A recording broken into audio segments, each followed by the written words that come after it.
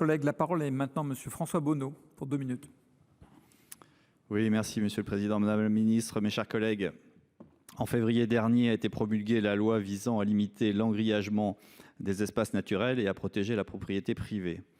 Cette loi a été adoptée pour contrer la prolifération des grillages dans les différentes régions françaises, ce qui, selon les auteurs, entraînerait des problèmes de sécurité incendie et sanitaire, entraverait la libre circulation de la faune et nuirait au développement du tourisme rural.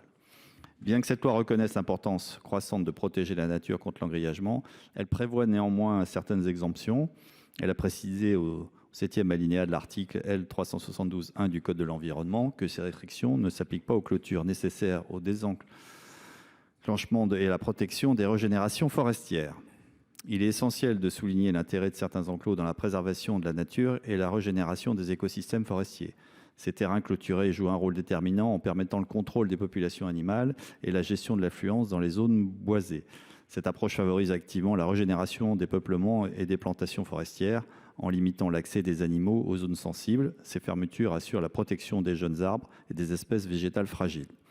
Il convient de noter que de nombreux terrains clôturés avaient déjà été reconnus par les services préfectoraux avant la promulgation de la loi, car leur conformité aux différentes conditions requises énoncées à l'article L. 424-3 du Code de l'environnement était établie.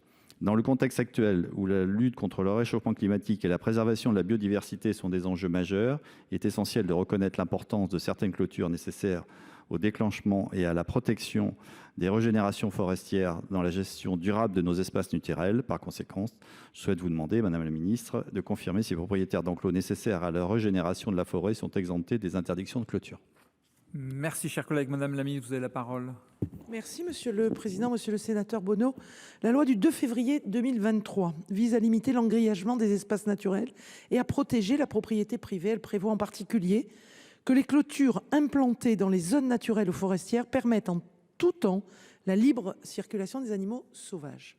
Les continuités écologiques sont en effet essentielles à la préservation de la biodiversité. La faune sauvage ne doit pas être engrillagée dans des enclos étanches. Elle doit pouvoir circuler librement pour s'alimenter, pour se reproduire et assurer son cycle biologique. Cependant, de nombreuses zones présentent malheureusement un déséquilibre entre la forêt et le gibier. La surpopulation de cervidés et de sangliers s'accompagne de dégâts aux régénérations forestières et c'est tout l'avenir de notre forêt qui peut être menacé.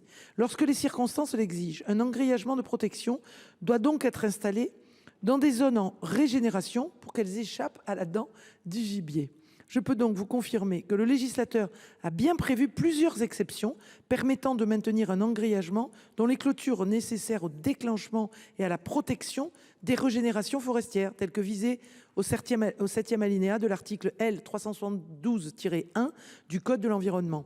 Plus globalement, un travail local entre les forestiers et les chasseurs doit être mené pour réduire les dégâts aux jeunes arbres dans ces zones en déséquilibre.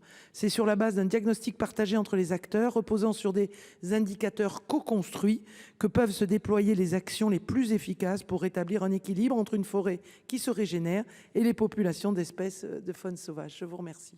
Merci Madame la Ministre. Monsieur Bonneau pour 17 secondes. Oui, merci Madame la Ministre pour ces précisions. Il s'agit effectivement de voir combien la forêt est importante dans les effets carbone sur notre pays comme sur la planète. Donc effectivement, il faut les protéger. C'est le sens de ce que vous venez d'indiquer.